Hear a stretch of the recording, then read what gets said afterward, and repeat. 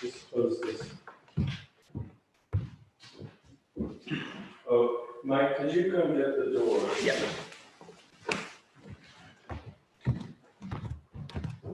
Are we on? Is that... Hi, everyone. Welcome to yoga this afternoon at Bonnevaux, wherever you may be in the world. I looked at the list, lots of people I know, so sending love to all of you, and I hope you have a good class.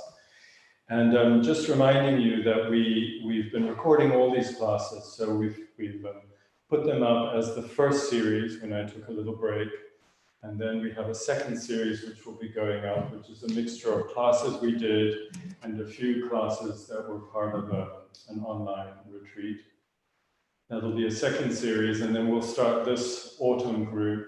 And as we go in, I think we'll keep walking around the basic grammar and vocabulary of the yoga poses and what's behind them, which I think is helpful for any kind of movement practice that you have. So that's one thing. But I think that as we go along, I haven't thought this through fully, but I'd like to address certain bigger themes or more specific themes. So things like back pain. There's someone here at the house who has back pain. So we might work with him, and we might look at that for those of you that have those issues. So let's just start standing. Is that loud enough? Much louder. Okay. Let's just start standing.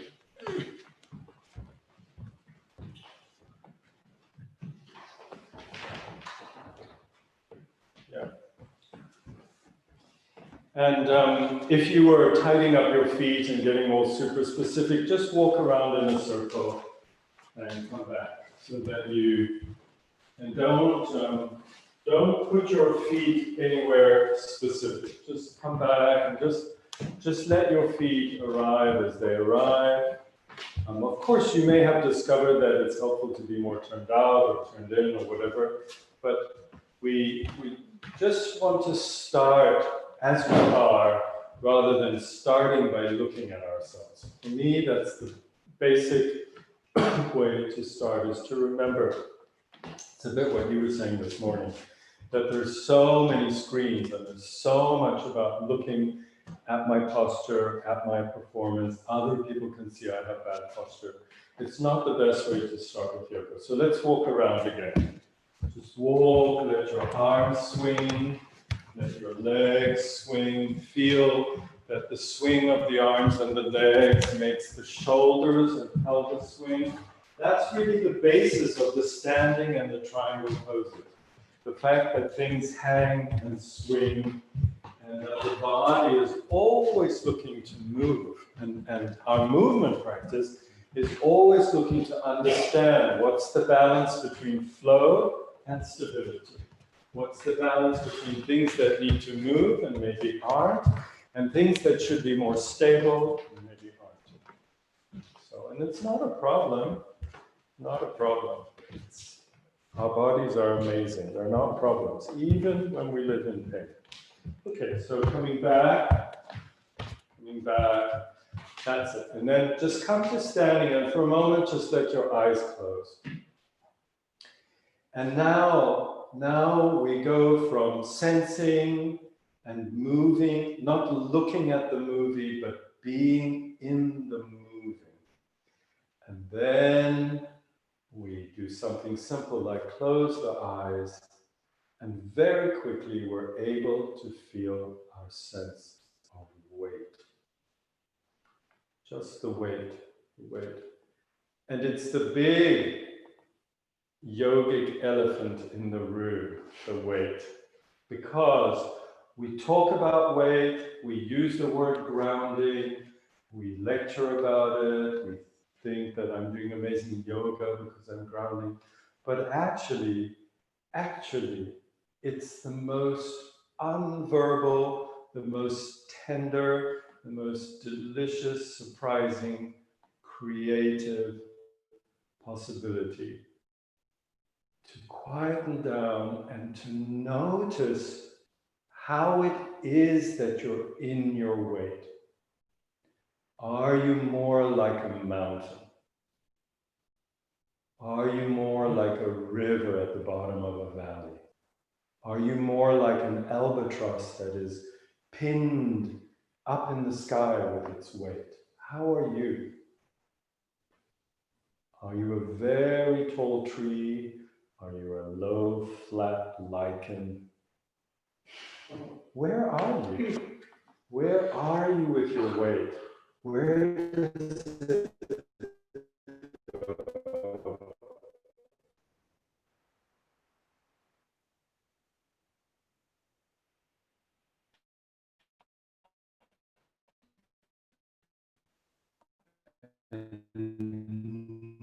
Normally, we're so bothered by this weight thing, you know. You do this salad just before you step on this. It can just occur to you, oh, the weight is linked to here, to the feeling that I'm here, whatever that may mean for you. And where does it go? And everyone in the room is making little movements, and I'm sure you are. Just little movements, because that's the only way to start the sense is through moving. And so we naturally, we go in and we start to feel, that's what we naturally do. And then very gently, let yourself rock a little bit forward and a little bit back, but make it so that the rocking is in your ankles. So that means you go to the front of the foot and then we're on the heel, and the rest of the body kind of follows. So you're just rocking in your ankles and you're just enjoying pouring the weight front, pouring the weight back, noticing the breath. Very often when we quieten down and sense and move, our mood begins to shift and little bubbles of remembering, of memory, or little insights occur. It's a very superficial or initiating type of thing that happens as you go into the antechamber of meditation. It's the same thing.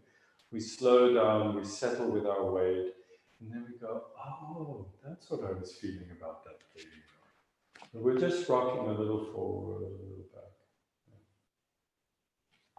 And now we're going to just let the pelvis go forward and back. So now we're shifting not so much in the ankles, but more in the pelvis. We let the pelvis. So it's like we're doing front bends and back bends.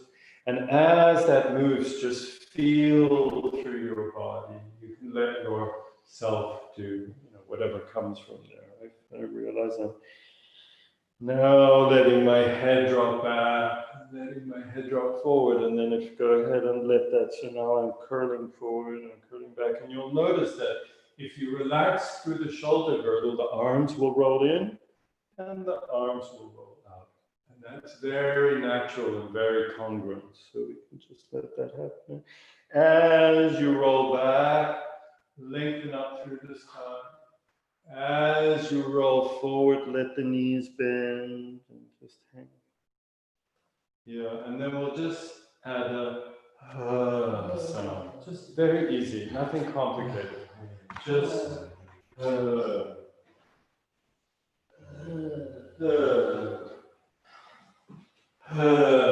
something about the HA and the tongue being near your bottom teeth. So when you roll forward, your head is forward, your eyelashes are growing, your arms are hanging, they've turned in, soft, and then when you open back, when you roll forward, when you roll back.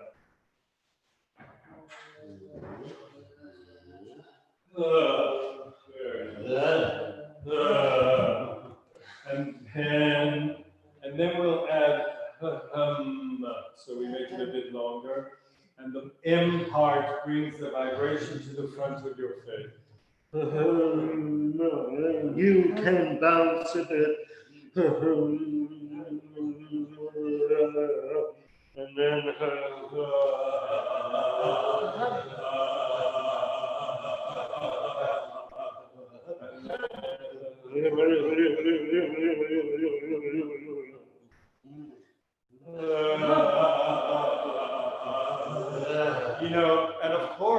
even if you're by yourself, you know, if you're by yourself and you're being totally polite, that's a yogic question you need to ask yourself about.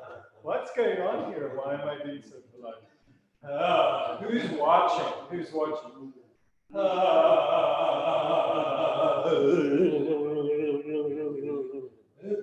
Wonderful, wonderful. And then just go for a walk.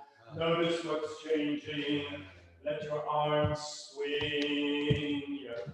Look out through the room. That's nice.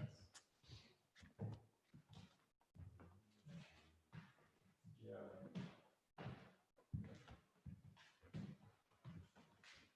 Beautiful. Easy. Wonderful. Okay. So the big themes that we've been practicing these, since the confinement, since March, have been how to develop a sense of your spine. And so we were playing with the image of antlers and tail. So we're going to do that. And then what is it? Is it a pole? Is it a river? Is it an axis? And how does the center relate to a periphery? Tips of my fingers. And that helps you to start building what a yoga pose is about. So it's not just the shape that I see in a photograph. It's something that has a grammar and a vocabulary in it that I can play with. So we're just going to continue what we were doing, but we're just going to look at what does it mean for me to develop a headspace that goes up? Does it mean doing this? What does it mean? Is it something I do? Or is it an imaginary process that I open? Or is it something in the space that I have to open? And it's the same for the tail. Is it a sense of weight? Does my tail go under like a wolf? Does it stick out like a kangaroo or a squirrel? So we'll just have a look at that. And of course, that having a head and a tail is linked to the big primary movements that the spine does, which is up and down, and then front bend, back bend. Those are the first two big movements that we make from being little kids. So let's just start with that. So you're standing, you are just opening an imaginary process where you have bones of your head that are growing up like antlers or branches. And don't think, I have to tuck my chin in or don't, just leave your head free, but imagine that it can go up. It could be the golden string of Alexander. It could be the bones are growing, that one helps me. It could be a fountain inside of you that's pushing up, or the dome of the sky, the dome of the sky is calling you and you're hanging from it, or in some Buddhist traditions, you imagine that you have the lineage of your Buddhas growing up from the top of your head. So it can come from inside, it can come from outside. So like if I come and I touch your head, of course, then you have an impulse, right, that makes you go up. Or if you press your tongue against the roof of your mouth, that also does something. Yeah. But what you don't want to do is position it too much.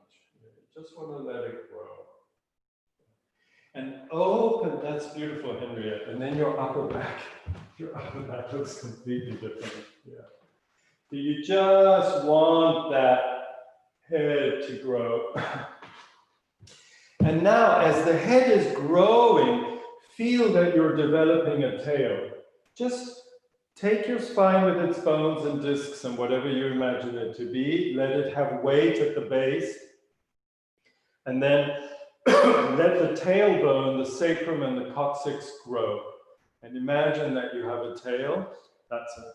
And then we're just going to let the tail alternate between being a wolf's tail that makes me tuck under and a squirrel's tail that sticks out. And you'll notice as you play with that, you can let the legs bend. You'll notice that it moves your whole spine. My wolf's tail, my squirrel's tail. And you'll notice that the body responds. Yes, the body responds, the body responds. And it's all beautiful as long as you have a tail. Beautiful. Okay, so the antlers are just going to start to bow forward. Just the antlers, not your whole torso. Just the head with the antlers. So you're bowing from as high up in your neck as you can, down the neck bones, until your chin is resting on your chest. Don't focus on any of those things I said. More just think of the weight of the antlers, bending your neck. Don't lose your tail. And then you just continue to come down a little more. So we went this far. You're not watching yourself. You're near to yourself. You're just, it's very sweet. It's like you're going for a walk with a very dear friend who you are one with.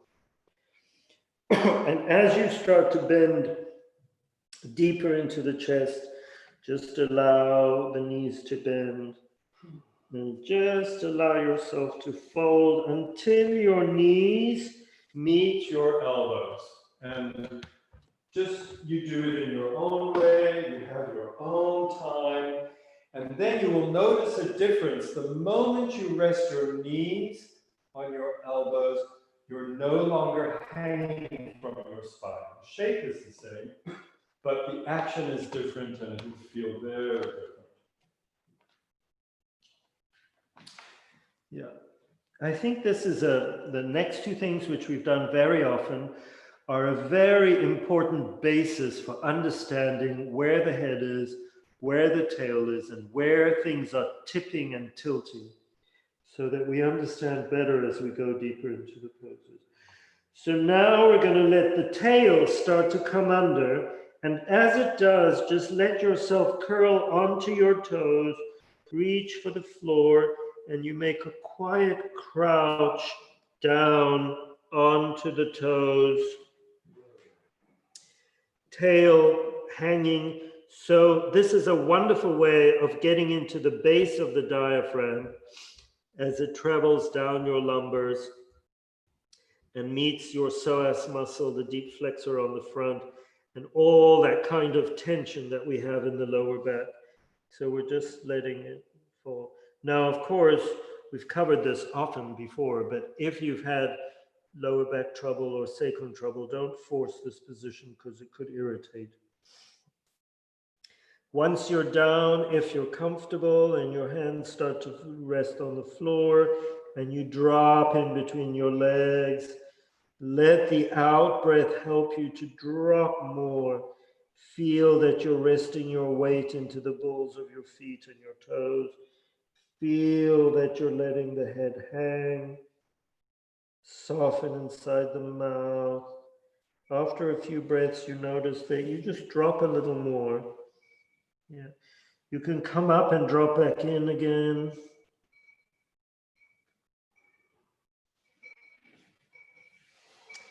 Now, when we go up, we're just going to uncurl by pushing a little with the hands, reaching the heels towards the floor. There's no right way to do it except keep the knees bent and rest the hands on the knee, the elbows on the knees, and then you can walk up your legs, heavy in the head. Wait for the lower back, stay in your feet. You'll feel that you're very different in your feet and legs now. And the head slowly comes to the top and you're not looking at yourself and you don't care about getting it right. You're just uncurling. And we're going to just let the arms go up. And as the arms go up, we're just going to let the arms lift the breastbone. And you notice that you're doing a mild back bend, high up in the breastbone. You let the head drops back, the face opens to the sky, and your heavy tail that was under your bum, tucking you under, is now sticking out backwards. More like a squirrel's tail. Yeah, just so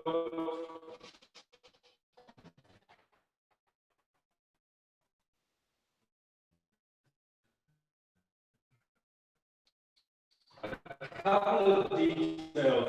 This is very nice. Let your arms not be too. We feel the difference. So it drops that, that it's taking you up. Yeah, relax here.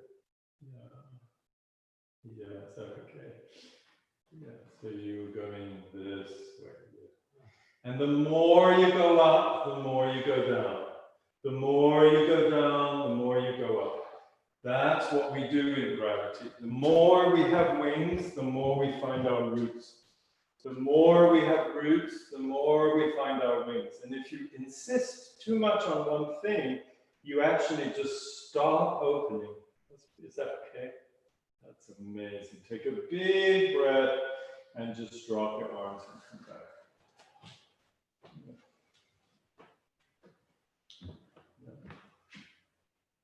How was that?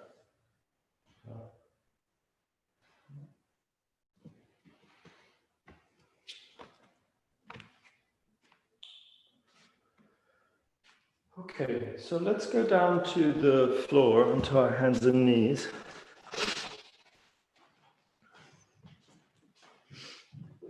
Yeah. So if you've been coming to these sessions and we're repeating, I think that's okay.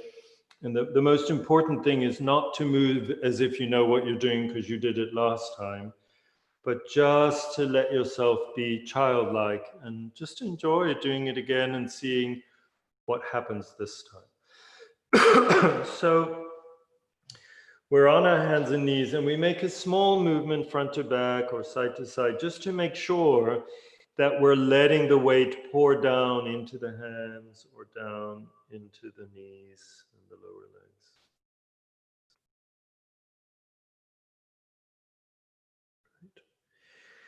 And then it's different on your hands and knees because your spine's in a different place, but we're just going to let everything in the torso hang down. We're just going to let the wall of your belly, all the organs, the spine, all the back muscles, all the weight and all the water and everything in there. We're just going to let it hang. And you'll notice that when you do that, your tail starts to stick up. And sometimes you can actually notice that there's a feeling that the tail sticks up in the middle, but so do the sit bones. And it's as if they widen a little. It's a micro movement, but it's huge for the body. And it's as if something in the back of the pelvic floor starts to unclench, release, widen, allow. Yeah. The head may have gone up or it may not have gone up. That just depends on how we are with our necks. Okay. And now we're going to let everything in the trunk float up, as if a big bubble of air was lifting you up from below, or something in the sky had attached itself to your skin and was lifting you up. And now you'll notice that the tail is hanging down and the head is hanging down.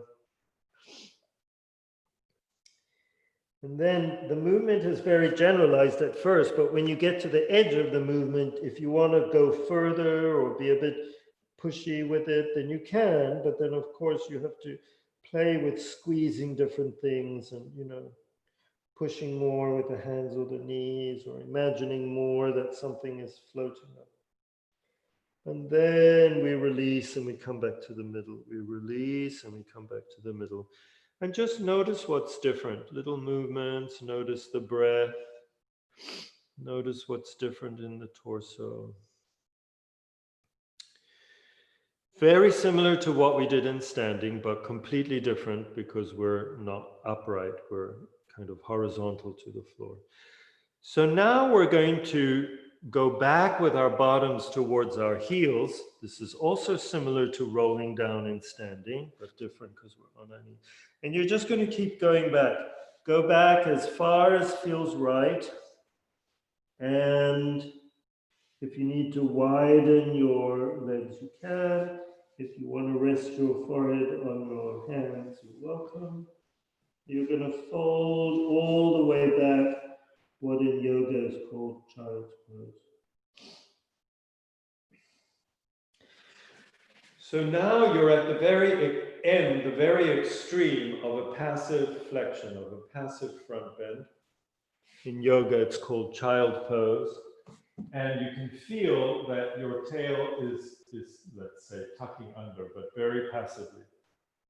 And your whole spine is curved in one direction. Yeah. And what this does is it releases the back layers of the back. The skin of your back, the fat under the skin with its fascia, all those layers, those big, wide stakes of muscle, like the trapezius or the latissimus. And then it lengthens those long sausages. If you're a vegetarian, they're made of tofu, but they're sausages that go up and down the spine. And it kind of lengthens them.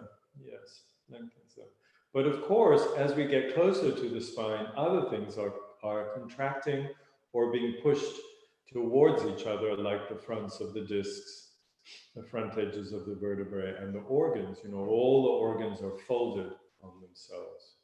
So in yoga, always when something is lengthening, other things are being gathered together. It's the beauty. It's the most ancient form of osteopathy that there is. Great. So now, here we are, folded forward, at rest. If it was uncomfortable and you felt you couldn't breathe, I hope you just came up, or you don't have to go all the way. You can lie forward on a ball, or on a chair, or on the edge of your couch. So you only do what makes sense for you in the garden of your body. But now what we're going to do is we're just going to start walking forward, one arm at a time. You won't be able to go far before your bum starts to come up. And as the bum comes up and the torso tilts forward, the forehead goes to the floor. And, you know, this could happen if you have one margarita too many. This could be the one margarita too many yoga pose. So it could happen. It could. Or if you were looking for a contact lens that had rolled under the fridge and then you fell asleep, this could also happen. But you're kind of resting on your forehead and elbows. Your bum is in the air. It looks like you're doing very bad yoga. But here you are.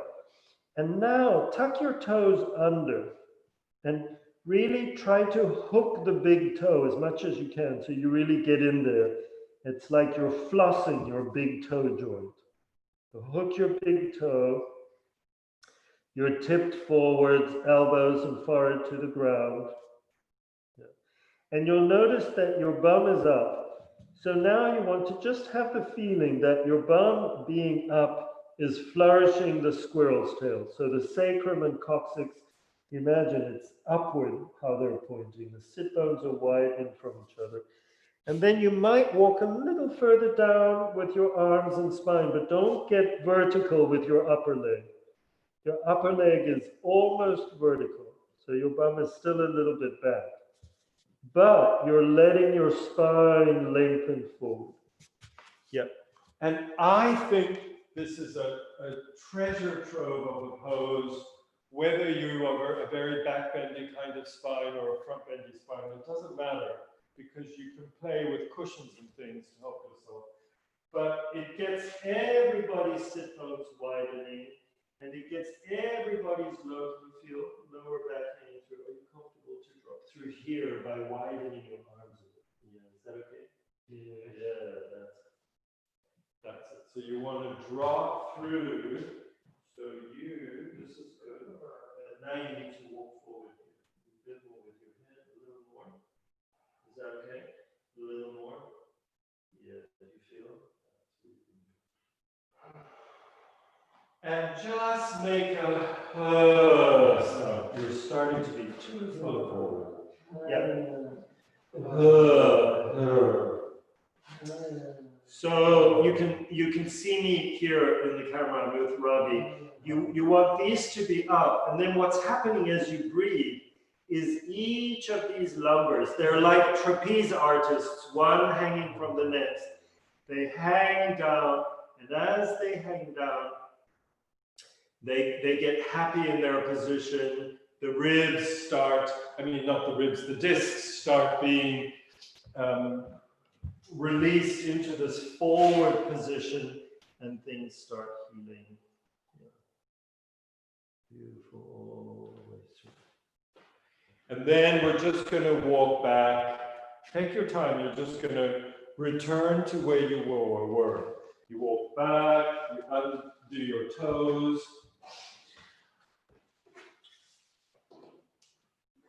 And you go all the way back, or as far as feels appropriate for you.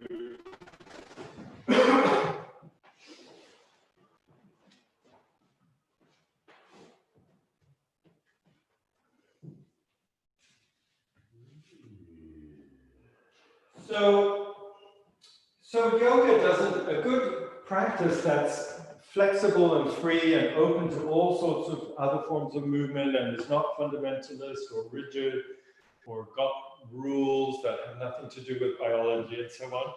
I think it needs to start with nearness and participation rather than looking at and performance. These are two completely different things. And very often on the spiritual journey, we get all lost in performance and looking at and being looked at and how am I doing? And we forget, it's easy to forget that that's not what life is about, and it's definitely not what any kind of spiritual journey or journey to wholeness is about. Can only take place through a process that has to do with participation. I am in this event with you. I'm in life with you. I'm not looking at my yoga pose. I'm breathing. I'm in gravity. I'm on the ground. I'm waiting to be surprised by my wonderful body. So we're back. Yeah, so nearness. And then nearness very quickly reminds us that the nearest thing in a way that we have that is proprioceptive, that we sense in ourselves, is our sense of weight. Our sense of weight. And that's closely linked to our sense of volume and our sense of containment. But these come a little bit later in our development and they're more complex. But weight is weight. Either you're on the ground or you're floating away or you're falling. So here we are. And then we're just going to walk forward again. Take your time. Start to go forward, breathe. It doesn't mean you're slow. It just means you're just letting a ball roll down the hill. As you move, your bum comes up, your sit bone starts to widen, your tailbone is up with its squirrel's tail, and your spine is doing something very, very important. In terms of the lower back, as the tail goes up, you're allowing sacrum, pelvis bones on either side, and lumbars to begin to talk to each other in the good biological direction, because all of us are too flexed and on our computers and trying to control our world and all of that. So the lower back is in trouble. And then in terms of the thoracic cage, the middle and upper back, our ribs need to be able to open as much as close. And again, because the world is in front of us, we end up a little like this. So we're moving. Each rib is moving. Each vertebra, each disc, they're wonderful complex arrangements of connections. A rib comes into between two vertebrae, and there are star-shaped ligamentous connections. It's very beautiful. It's like each one is a wonderful Milky Way of intelligence and life and response. So and you're in that. You're participating in this orchestra, in this garden where the wind is blowing through the trees. You're not making a shape. The shape is the most incidental of all the things. You're in there. You're a salmon swimming up a river, or a boat floating down the river. And this time, so here we are. So now we're going to proceed forward. Toes are tucked under, elbows heavy on the ground, forehead on the floor, tail up in the air. Now you're just going to push with the toes, awaken your antlers, and just come through. Come through. Don't worry about the shape. come through. And then with your toes, you can play with how saggy you want to be. You could sag all the way down, you could remain a little bit tense, or you could find a middle place. A middle place. And then I'm widening my hands a bit just to give my chest room, and I'm letting my hands turn out a bit so that my chest here can open this way and this way. Yeah, that's it. That's very nice. Yeah, toes, lots of direction to the antlers. Don't squeeze your bum so your squirrel tail is free to breathe. And now we're just going to flow back by pushing from the hands, the heel of the hands. And we're back with the tail up in the air. And then we're going to push from the toes and flow through. And we're back with the antlers in the air. And now we're going to reach back with the right foot, heel, reach back with the left heel so the right and left knees come off the floor. And it's the most delightful moment of your practice of the entire year. You do not feel like you're at a boot camp, but actually you're at a special hairdresser for squirrels' tails, and they're fluffing up your tail, and your antlers are growing, and you have immense freedom from head to tail. So everybody should say something to somebody so you can hear that your voice is free. Yeah. Yeah. You see how much longer we're staying? Yeah. Hi, Henriette. Now bend your knees a bit and don't come down, but keep going up. Keep going up with your tail. Stay way up over the bended toes. Huge hands, heels of hands in the ground, so that your limbs, which are way out there at the periphery, are moving the center or the axis. So your spine is responding to head and tail, but also to toes and fingers. Yeah, stay up on the toes, bend them very deeply, and release your knees just a little. If you release a little more, no, a little more. Release a little more. Now bend the knees, yeah, but stay up. But bend. Yes, you feel? That's it. Now stay there. And let this drop through. Yes. That's it. And breathe. Don't hold. It's beautiful. Just breathe, breathe. And come down. And come down. Yeah. Yeah. Come down and just fold and rest for a minute.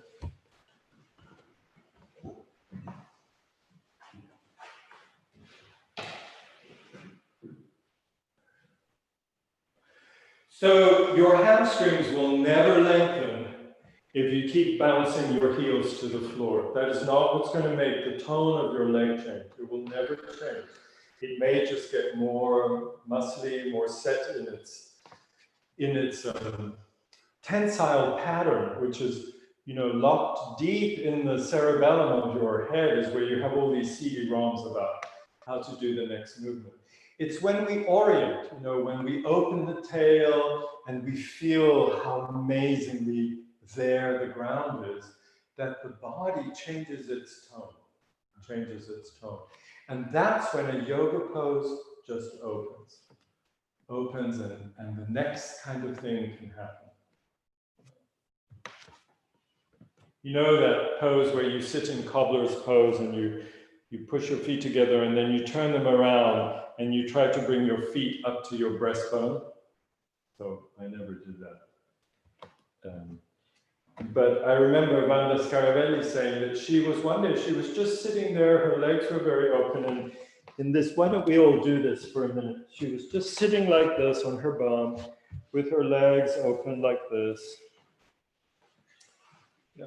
And she just had her hands around her feet. So she wasn't doing the shape, which is my knees should be on the floor. She was just sitting there and she was finding her sit bones and turning her feet like this. And one day, to her absolute surprise, the feet just kept turning and they came up to the breastbone. And the next day in the post, she got the next level diploma. Yeah. So just just let yourself, so it's wonderful to do something, we'll go back to what we were doing a moment ago, something really shapy like this. But you see, we get so locked up in the shape and what should happen next. But it doesn't matter if your knees are way up or far down. Just touch your feet and just feel that you can open them. Yeah, open them. Open them. And I can feel the more I play with that, the more something changes here in my adductors. And wonderful, wonderful. So we'll just lean back with your hands, just let your legs straighten and just wobble them like this.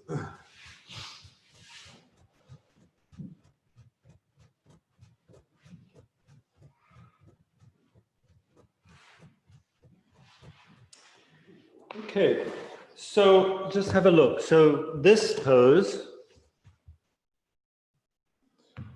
this child pose, very well-known pose that often starts a class or is at the beginning of a class, is the same pose as this, right? It's just that I'm facing the other way. So let's just put ourselves in this pose. Lie on your back. You fold your legs. And then don't rush it and squeeze. Just see where you are. And see what's going on today as the legs fold. Do they want to drop open? Do they want to fold towards each other?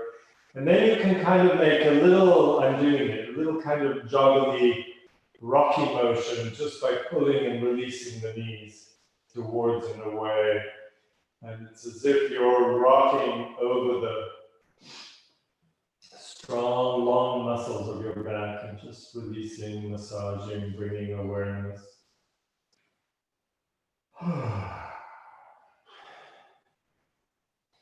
And then, if it feels okay, of course you can stay there if that's your limit, or you could connect the hands and bring the two big toes close to each other and just rest, get very quiet. As you get quiet and breathe and feel the weight of your body, you will notice that your body is ever so gently or a lot leaning a little to one side or the other. That it's making an ever so gentle, delicious, sweet tilt or turn to one side or the other. There's nothing wrong with that. It's very normal. Just feel into it. Just notice it. Does my left knee bend more or my left hip? What happens along the left or the right side of my torso or in my chest? Is my head tilting slightly to the left or the right? Just feel into that.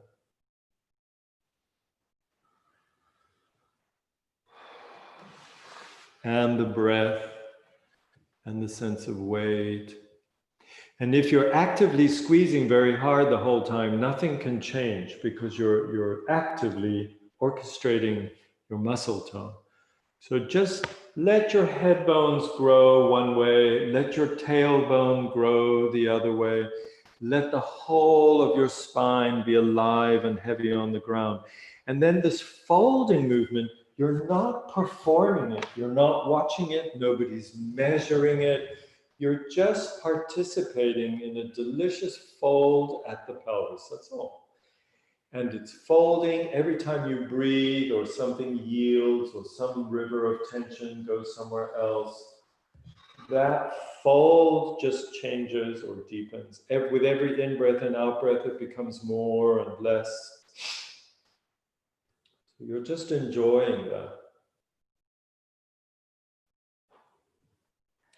And then you're just going to wobble your head a little bit from side to side. Very easy. And it's in the weight that you're wobbling, or it is the weight that you're pouring from one side to the other.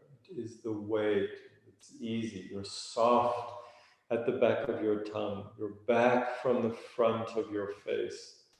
You're easy at the roots of your eyes and deep in your ears. It's soft. soft. It's okay.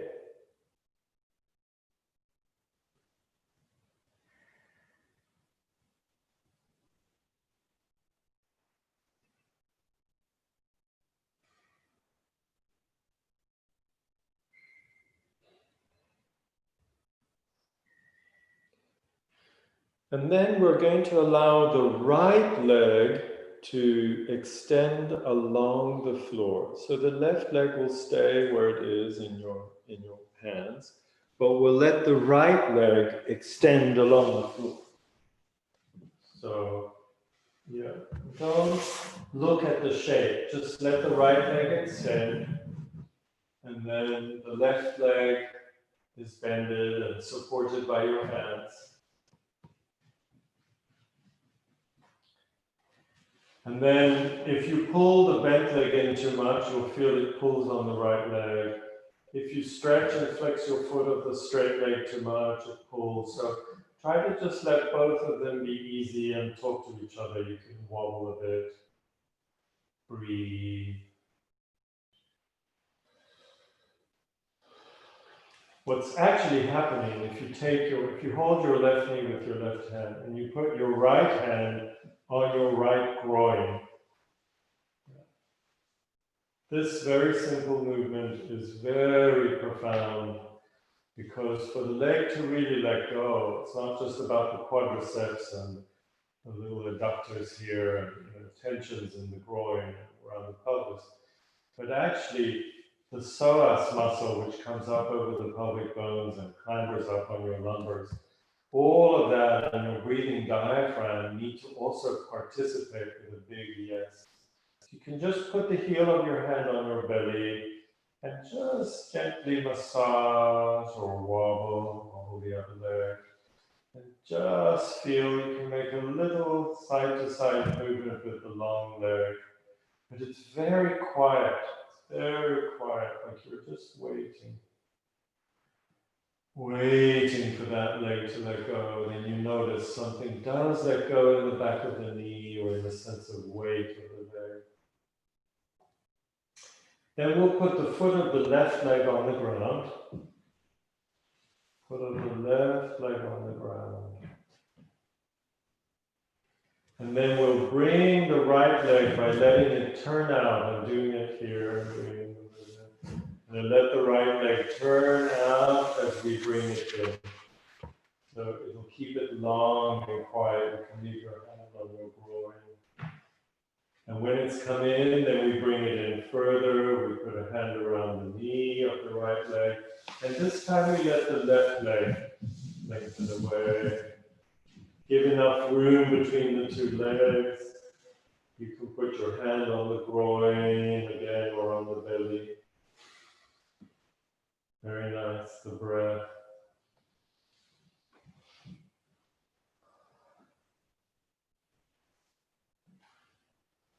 As we remember, as we feel safe, as we find ourselves near to ourselves, noticing the sense of weight, observing the breath without controlling it, we notice that the body is surprising us in gentle ways. It's opening, it's lengthening, or it's saying I can't, or I don't understand, all of which is rich and helpful. Massaging the belly, touching the thigh across the groin, little wobble of the bent leg, and then we put the foot of the bent leg down. And we bring the left leg back up by rolling out. And so now both feet are on the ground. Find a place with your feet so that you're not struggling to keep your legs up there. Sometimes you need to widen the feet. Hands on the belly and groin.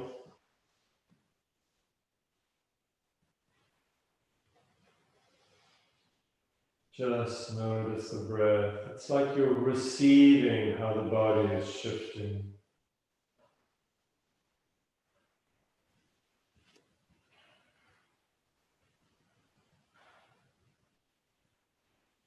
Wobbling the head,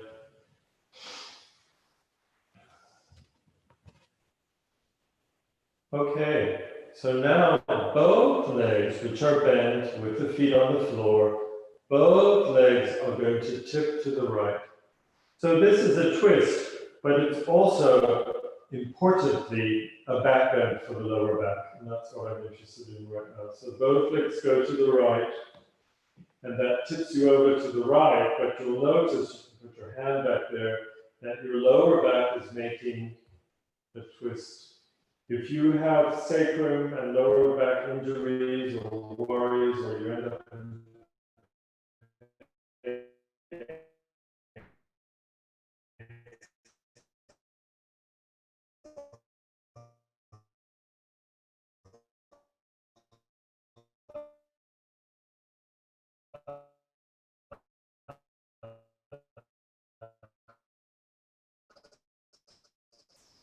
all the things you've been doing, apart from crouching forward, are very, very good. Lengthening away from your pelvic right, the weight has poured into the right of your body, and the left body, but most of the torso, but a lot on the left is doing this back there. And you're just going to let your head turn to the left. So your head is in a counter rotation to your legs and pelvis. And the breath.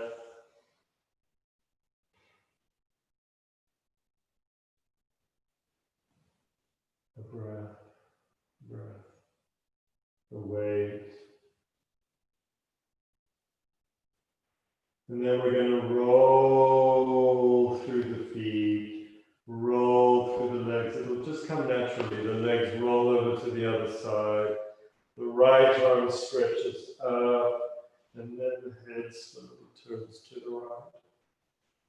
If you do this without tension, if you let your body orient, you let your tail go one way, your antlers go the other way, the weight of the leg tipping the pelvis and so on, you make very, very deep movements close to the spine, very deep movements in the ribs. So many shoulder things start to untangle. And then we come back. And then we come back. And this time when you're facing up, just let the legs fall wide from each other. And let your arms be very wide also. Arms wide. You're resting on the deepest part of the curve of your ribs. Yeah. Similar to what we were doing sitting. And then bring the knees up. And now let the legs fall towards each other. This is a curious movement. If you're like me, you're very flexy in your legs, it doesn't happen right away. They could judder and jitter. Arms are very wide. There's lots of space across the rib cage. And your fingertips are going to start to take your arms up. I'm doing it in the room. So it's from the fingertips that the whole arm goes up. Through the joints of the hand, the joints of the wrist, through the space of the elbow, the shoulder. And then they continue to go up so that the shoulder blades come off the floor. And you can alternate making right arm and then left arm reach. So you're kind of rocking across your upper spine. Yeah. Breath. And just let the head come a few centimeters or millimeters off the floor. Don't tuck your chin in. If you count to yourself, your voice should sound normal. 1, 2, 3, 4. And put the head down. And drop the arms to the elbows. And the fingertips are going up. And the fingertips are kicking the fingers and the wrist and the forearm. And the whole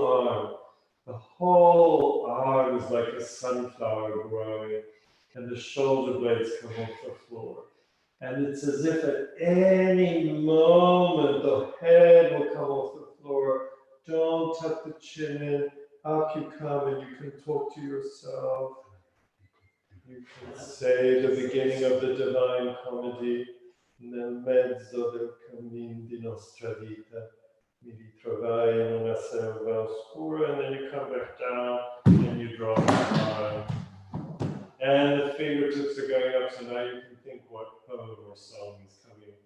And the arms are going up, and the elbows come off the floor. And it's the sky, it's the doves, and the angels, and ladybirds, and wind. And the head comes up, and the poetry comes out, and the poetry comes out. And the head comes back down. And the fingertips are growing, and the fingers take the hand, and the glove of the forearm, and the whole upper arm. And you are being lifted up, and your head comes off the floor, and you're not doing Jane Fonda. You never did, although you feel very loving and compassionate towards her. But your head is up in the air. And when you speak, there is no constipation in your yoga, and there is great rejoicing. And you know that you are helping world peace because your anus is not squeezing itself. And then you come back down, and everything drops. Hooray. And you're just on the floor. On the floor, yes. On the floor. The bones of your head are on the floor. The bones of your bum are on the floor. All your ancestors' bones are on the floor. Everything is on the floor. And the sky is absolutely huge around you. It's a huge dome. There's no contractions. There's no arrows flying at you. The whole of the front of your body is open, can be open, can be open. The regard of the other is benevolent and sweet and open.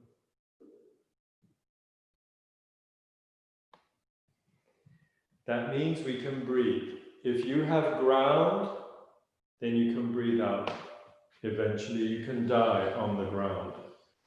If you have sky and space, and no one's attacking or rushing in or blaming or interpreting you, or there's no arrows, then you can be open and you can breathe in. And then if you breathe in like that, everyone else will breathe in like that too, because we're making the space. We think we're doing yoga on our bodies, but we're making the whole world do yoga. So as we lengthen and open, the space lengthens and opens and contracts and folds and unfolds. Wonderful. So just to close, just roll over onto your side and come back onto your hands and knees. And just noticing and reorienting, and it's very playful, just noticing what's different. You're on your hands and knees. Your toes curl under, and before you know it, your bum is flying in the air. Your toes are very bent, your weight is pouring into your hands and toes while your bum flies up. And then your left knee bends and your left foot floats up. Your left foot floats up, your right toes are on the floor, your right knee is bent, and your left leg is flying up, long and free, and it's taking your spine into a bit of a back bend. I'm doing it here. Yeah, it's a bit of a, I think this is a cello yoga pose. I always feel like a big cello waiting to play Bach. And then the left foot comes down and the right leg floats up. Don't do the shake, don't rush, but because if you rush, you'll harden around the pelvis. The leg surprises you as it floats up and you think it's heavy, but it's a wing. And as it floats up, it starts to make your sacrum do amazing sacral-y things. Wonderful. It's so beautiful. Yeah. Huge toes, flying leg. The leg flies because it flies, not because you use your back muscles or your hamstrings or your bum muscles. And then you come down. Yeah. Wonderful. Yeah. So thank you, everyone.